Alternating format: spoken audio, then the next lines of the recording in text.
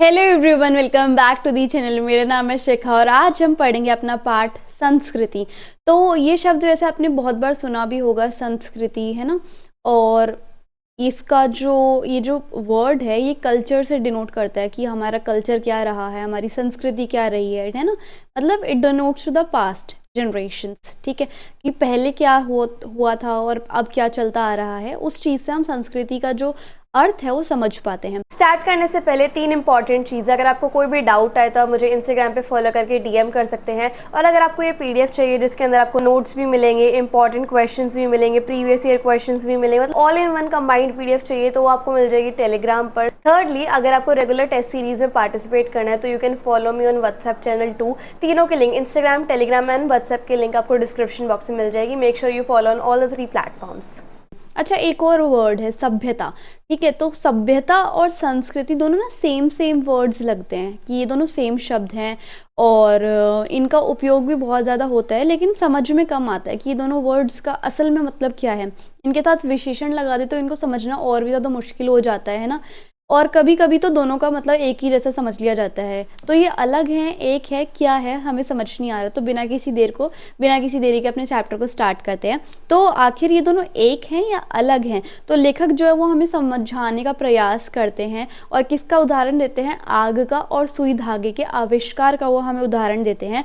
वो कहते हैं, आविष्कर्ता की बात कहकर व्यक्ति विशेष की योग्यता, प्रवृत्ति और प्रेरणा को व्यक्ति विशेष की संस्कृति कहा जाता है, जिसके बल पर आविष्कार किया गया है।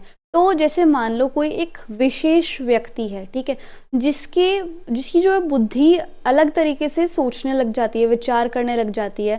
उस बुद्धि के बल पर उनके अंदर योग्यता आती है, प्रेरणा आती है कि चलो हम कुछ ऐसा ट्राई करके देखते हैं, तो देखते हैं क्या होगा।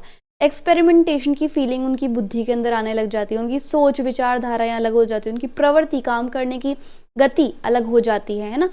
तो ये इस सोच की वजह से, इस बुद्धि की वजह से, इस योग्यता, प्रवृत्ति और प्रेरणा की वजह से, उन सब चीज़ों के बल पर आविष्कार हो जाता है। और जो आविष्कार करता है उसे हम क्या बोलते हैं? आविष्कर्ता, यानी कि इन्वेंटर, है ना। तो लेखक संस्कृति और सभ्यता में अंतर बताने के लिए, अंतर स्थापित करने के लिए हमें आग और सुई धागे के आविष्कार से जुड़ी हुई जो है वो उसका उदाहरण देते हैं कि कैसे हम समझ पाएंगे कि सभ्यता और संस्कृति क्या होती है। वो कहते हैं कि लोहे, जो सुई है वो लोहे से बनती है, लोहे के टुकड़े को घिस कर, है ना, छेद बनाना और उसमें धागा जो है वो पिरोकर दो अलग अलग जो टुकड़े हैं, दो अलग अलग टुकड़ों को जोड़कर ये जो सोच है कि हम भाई लोहे को ऐसे घिसेंगे, उसके अंदर छेद बनेगा, उस छेद में हम धागा डालेंगे, धागे के दोनों एंड्स को हम गांठ बांधेंगे या जोड़ेंगे, उस सोच को क्या बोला जाता है? संस्कृति। क्या बोला जाता है? संस्कृति, ठीक है। इन खोजों को आधार बनाकर, अब जब ये खोज जो है वो बन गई, इसके आधार पर फिर और विकास होने लग जाता है, डेवलपमेंट होने लग जाता है। जैसे सुई बन गई, सुई से अब क्या बनी होगी? सोचो, अलग अलग साइज की सुइयां बनी होंगी और उसके बाद जो स्यूइंग मशीन है, जो सिलाई की मशीन है, वो बनी होगी। तो उसके आधार, उसको बेसिस बनाकर ही तो आगे की डेवलपमेंट हुई ना, आगे का विकास हुआ। वो आगे की डेवलपमेंट, उस इन्वेंशन को आधार बनाकर उस आगे के विकास को हम क्या बोलते हैं? सभ्यता। मतलब जो इन्वेंशन हुई है उसको हम बोलते हैं संस्कृति, और उस इन्वेंशन को बेस बनाकर, आधार बनाकर जो आगे इन्वेंशंस होंगी, जो आगे विकास होगा, उसे हम क्या कहते हैं? सभ्यता, ठीक है। सो अपनी बुद्धि के आधार पर, अपने जो फैक्ट्स हैं उनके आधार पर जो पीढ़ी को सौंपने वाला है कि देखो भाई, मैंने अपनी बुद्धि के आधार पर एक चीज़ बना दी है और मैं ये अपने आगे आने वाली जनरेशन को ये इन्वेंशन सौंप के जा रहा हूँ, है ना। जैसे मान लो अगर हम न्यूटन का एग्जाम्पल लें तो न्यूटन ने ग्रेविटेशनल फोर्स को खोजा था, इन्वेंशन की थी, ठीक है। और उसी ग्रेविटेशनल फोर्स को आधार उन्होंने सौंप दिया आगे की जनरेशन के लिए। उसी ग्रेविटेशन फोर्स को आधार बनाकर जो आगे की साइंस में डेवलपमेंट हुई, उसको हम क्या बोलेंगे? सभ्यता। समझ में आ गया? ओके। तो बौद्धिक विज्ञान, तो ये मैंने आपको बता दिया न्यूटन वाला। लेखक के अनुसार, अब ये देखो, ये थोड़ी सी टफ हिंदी है, इसको मैंने इंग्लिश में समझाने की कोशिश की है। लेखक के अनुसार, लेखक के अकॉर्डिंग, जो हमारी बहुत सारी ज़रूरतें होती हैं, जो हमारी नीड्स होती हैं, उनकी वजह से इन्वेंशन हम शायद नहीं करते हैं, ठीक है, कि भाई इसकी हमें ज़रूरत है तो इसलिए हमने इन्वेंशन कर डाली। लेकिन मतलब उसका रोल होता है बट बहुत रेयर, हमारी नीड्स का बहुत रेयर रोल होता है इन्वेंशन करने के लिए, ठीक है।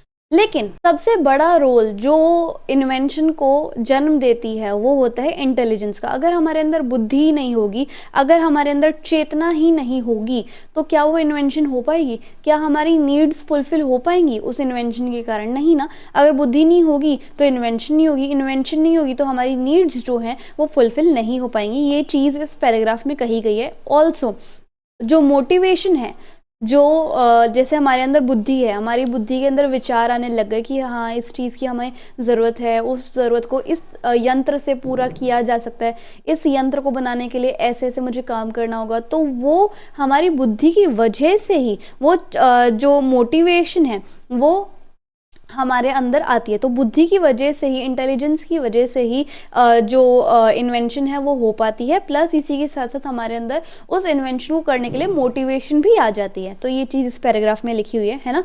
2500 साल पहले बुद्ध का मनुष्य, तो 2500 साल पहले जो गौतम बुद्ध थे, उन्होंने लोगों के दुखों को समाप्त करने के लिए, उपाय खोजने के लिए उन्होंने कड़ी तपस्या करी और अपना घर जो है वो त्याग दिया था।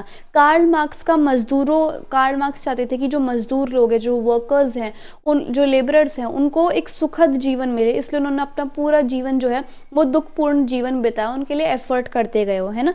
लेनिन जो है उन्हें बड़ी मुश्किलों से डबल रोटी का टुकड़ा मिला था, वो उन्होंने दूसरे को दे दिया, दूसरे को खिला दिया, है ना। तो ये इसी चेतना की वजह से, इसी बुद्धि की वजह से ये लोग जो है वो संस्कृत बन पाए, क्योंकि उन्होंने एक बेस डाला है उस चीज़ को शुरू करने का। अब लेखक कहते हैं कि खाने पीने, पहनने ओढ़ने के तरीके से, है ना, या फिर ट्रांसपोर्टेशन का जो साधन होता है और जो ये फीलिंग होती है मर कटने के तरीके से, इन सब चीज़ों को भी संस्कृति का उदाहरण दिया गया है कि दूसरे लोगों के लिए दुखपूर्ण जीवन जीना, या फिर अपनी रोटी का टुकड़ा किसी दूसरे को दे देना, या फिर लोगों को दुख का जो लोगों के अंदर अभी फ़िलहाल दुख है उनको मुक्ति के उपाय जो है वो बताना, वो चीज़ भी संस्कृति का उदाहरण है, ठीक है। मानव हित में काम करना ही संस्कृति कहलाती है, ठीक है। और जो संस्कृति मानव के हित में काम नहीं करती, वो जो है असंस्कृति कहलाई जाती है, जिसे संस्कृति नहीं कहा जा सकता, है ना। ये जो है असभ्यता, जैसे संस्कृति अच्छी वाली है तो वो सभ्यता को जन्म देगी, लेकिन जो असंस्कृति है वो किसकी चीज़ को जन्म देगी? असभ्यता को जन्म देगी। मानव हित में निरंतर जो कोशिश करने वाले लोग होते हैं उसी को संस्कृति का नाम जो है वो कहा गया है। बुद्ध, ये जो है संस्कृति हमारी बुद्धि की वजह से, हमारे वाइजनेस की वजह से ही आती है, उसी के आधार पर फैक्ट्स बनते हैं, तथ्य बनते हैं, है ना। और इसी की वजह से हमें इस चीज़ की रक्षा नहीं, और इसी की वजह से मानव हित में कल्याणकारी संस्कृति जो है वो साबित हो जाती है कि संस्कृति जो है वो कल्याणकारी है। तो इस तरीके से हमारा जो पाठ है वो खत्म होता है। सो आई होप आपको वीडियो और एक्सप्लेनेशन बहुत अच्छी लगी होगी। So if you like the video and the explanation, then please like, share, comment and subscribe the channel. Also follow on all the platforms. Thank you so much.